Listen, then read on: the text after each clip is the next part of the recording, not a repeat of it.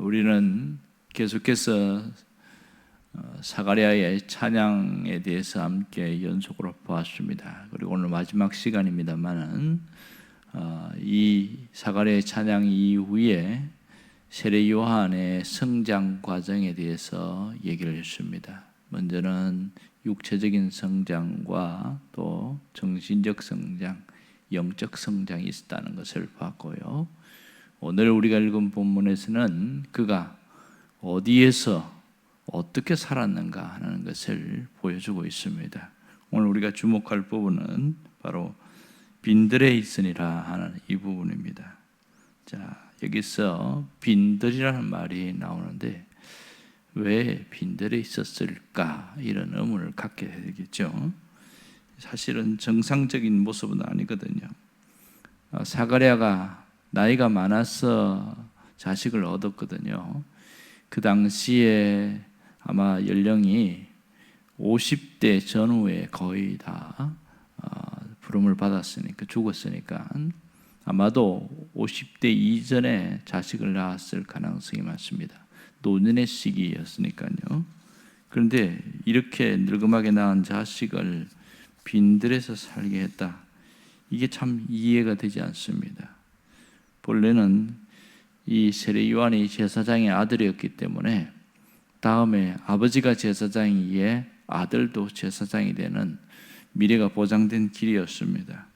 그러니까 제사장은 가문에 가문을 이어서 되는 경우가 많으니까 최소한 제사장으로 살면 가장 기본적인 생계 보장은 받습니다. 그리고 사람들에게 존중을 받는 그런 일을 하게 되고 하나님이 일을 한다는 것 때문에 어렵지 않게 살 수 있습니다.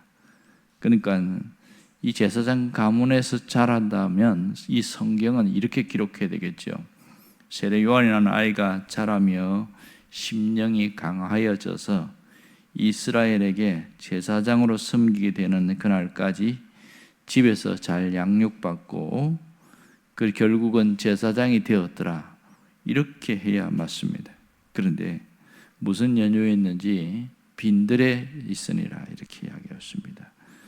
이 가정에 왜 빈들에 있게 했을까? 이게 상당히 의문점이죠. 그러면 세례 요한이 있었던 그 빈들이 어디였을까 하는 부분입니다. 이 고고학자를 보면 세례 요한이 있었던 빈들은 거기는 동굴들이 있었습니다. 그러니까 당시에 쿰난 동굴이라고 있었는데 거기에 여러 사람들이 살고 있었습니다. 보면 쿰난 공동체라고 있었습니다. 이것이 에센의 학파들 중에 하나인데요. 그들은 예루살렘 성전을 부정하고 이 동굴에서 경건 생활하면서 성경을 필사하고 연구하며 아주 금욕의 생활을 했던 그런 일들이 있습니다. 여기에 특별히 고아들을 데리고 와서 키우고 하는 일들이 있었습니다. 여기서 사해사본이라고 해서 이사야 파피루스 성경이 발견되어서 이스라엘의 도서관에 지금도 보존되어 있는 경우가 있습니다. 여기에서 이제 아마 학자들은 이런 얘기를 합니다. 사가랴와 엘리사벳의 나이가 많아서 이 아이가 어느 정도 성장했을 때 그들이 둘 다 하늘나라로 가시고 이 아이 혼자 남게 되었다. 그런데 어떤 연유였든지 이 아이가 쿰난 공동체에 입양이 되었을 가능성이 많다. 그런 얘기를 하는 겁니다. 세상의 관점에서 보면 상당히 초라한 삶이었고 불행한 삶이죠. 그런데 이 아이가 왜 빈들에서 자라야 되냐? 분명히 친척들도 있었는데 굳이 이렇게 자라야 되는 이유가 뭐가 있냐는 거예요. 오늘 성경에는 뭐라고 이야기하냐면 이스라엘에게 나타나는 날까지 이렇게 표현되어 있습니다. 이게 해답이죠. 이 말은 하나님의 허락하기까지 하나님의 일을 본격적으로 하기 전에 그 일이 허락하기 전에 필요했던 시간이다. 결국은 이 아이가 빈들에서 자라는 것은 하나님이 이 아이를 세우기 위해서 이 과정이 필요했다는 것을 보여줍니다. 물론 다른 환경과 사람에 의해서 어쩔 수 없이 빈들이 가는 것처럼 보이지만 반드시 필요했다는 겁니다. 빈들이라는 곳은 아무 소리도 들리지 않고 뭔가 도와줄 사람도 없고 그냥 빈들이라는 것은 오직 하나님만 거기서 만날 수 있는 적절한 장소였습니다. 세례 요한은 빈들에서 하나님을 만났을 가능성이 많습니다. 인격적인 하나님을 만났고 거기서 자기 사역이 뭔지를 되돌아보고 깨달을 수 있는 그런 일들이 생겼을 겁니다. 이스라엘에게 나타나는 날까지라는 것은 다른 표현을 하면 세례 요한의 준비 기간이었다, 이렇게 말씀할 수 있겠죠. 하나님께서 그를 세우기까지 준비시키는 기간이었습니다.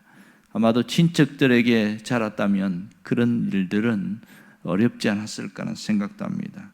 육적인 성장과 영적인 성장을 갖게 하신 하나님께서 세례 요한을 준비시키기 위해서 빈들이라는 곳을 허락하셨다는 것을 알 수 있습니다. 예수님의 길을 준비하는 자로서 필요한 부분인 어떤 것이죠. 오늘 우리가 세례 요한을 통해서 배울 신앙적 태도가 있습니다. 오늘 세례 요한이 왜 주의 길을 준비하게 됐고 빈들에 있었는가, 이것이 우리에게 깊은 울림을 주고 있습니다. 그것은 사람은 누구나 인생 광야라는 시간, 인생의 빈들이라는 시간을 갖게 된다는 겁니다. 그때에 하나님이 우리에게 그런 때를 허락하신 것은 준비시키는 기간이라는 겁니다. 오늘 세례 요한에게 표현하면 사람들에게 나타나기 위해서, 하나님의 영광을 드러내기 위해서 인생 광야를 허락하신 것입니다. 이 광야라는 이 빈들에서 하나님이 성장시키시고 세우는 과정이었음을 알 수 있습니다. 우리에게도 빈들이라는 이런 광야를 허락하시는 것은 하나님을 경험하게 하기 위한 것이죠. 혹시 여러분들에게는 빈들이 있습니까? 그 빈들이 어디였습니까? 이 빈들이라는 곳은 하나님의 말씀이 임하는 곳을 말합니다.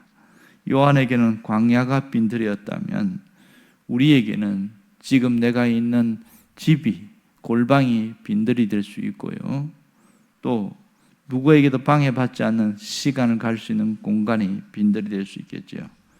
믿음의 사람들은 성경에서 보면 저마다 빈들이라는 이 과정을 거쳤음을 다 알게 됩니다. 구약에 나오는 야곱이라는 사람은 야복강이라는 빈들의 과정을 거쳤습니다.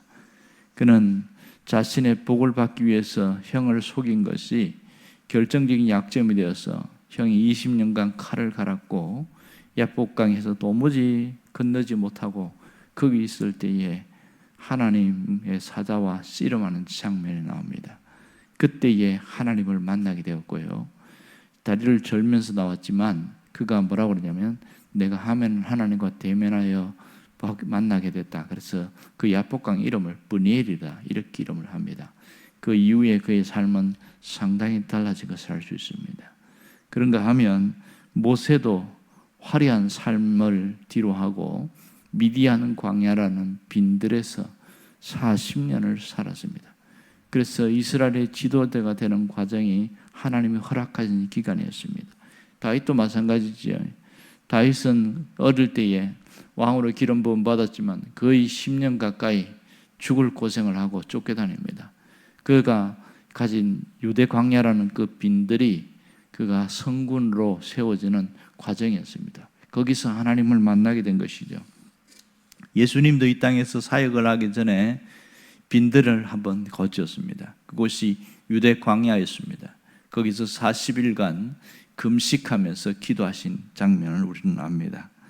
성경 보면 인생 광야는 하나님의 사람들에게 누구나 필요한 것임을 말하고 있습니다. 그런 거 보면 저마다 개인적으로 인생 광야를 거치지 않는 분들이 없습니다. 혹시 거치지 않은 분들은 앞으로 만날 수도 있고 어떤 사람은 그 광야를 지나온 사람도 있겠지요. 중요한 것은 우리가 육체적인 삶을 살고 있는 그 자체가 광야라는 것을 알 수가 있습니다.